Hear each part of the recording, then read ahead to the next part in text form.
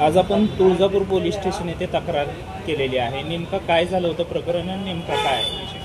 आज आम्ही शनिवार 14 तारीख आज मी हॉटेल पण ठेवलं आज शनिवारी, कारण ती आपलं जे इमानग्रस्त झालं त्याच्या ते 270 जे लोक मेलेले आहेत. एक आपल्याला रात्री कळाल्यामुळं मी आज हॉटेल बंद ठेवलं त्या कारणामुळं. त्या हॉटेल कारणामुळं बंद ठेवल्यामुळं आज आम्ही घरी गेलो. आमचं साई हॉटेल आहे खाली. तिथं गेल्यानंतर आज जेवून बसल्यानंतर परत आज अजून दोघा जणांनी येऊन तोडफोड अजून चालू केली आज. मग आम्हाला जात जाता एक मोटरसायकलवर फोन आला की मालक जावा, तोडफोड अजून चालू केलेली. आज बी अजून 6 बॅनर फोडले माझे.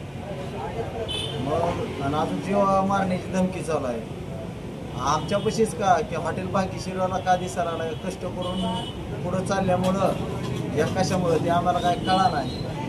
आमची एक मागणी घ्यायची कठोर कारवाई करून केस तर केलेली घेतलेली आणि आपण फोन लावलेला पोलीस गाडी आलेली.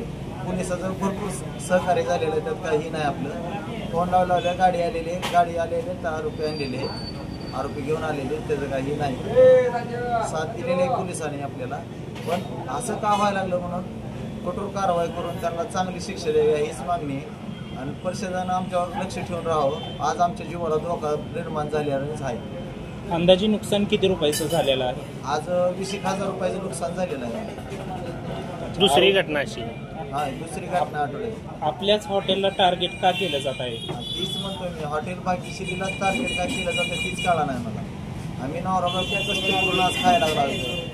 चोऱ्या करून तर खात नाव आज कष्ट करून खातो आम्ही भरपूर. आज सकाळी 6 वाजता उठतो, 10 वाजता हॉटेल बंद केलं तरी आम्हाला सगळं ब्रेकग्राऊंड गोळा करून घरी जायला 1 वाजते. तेव्हा जेवतो आम्ही एक टाईम.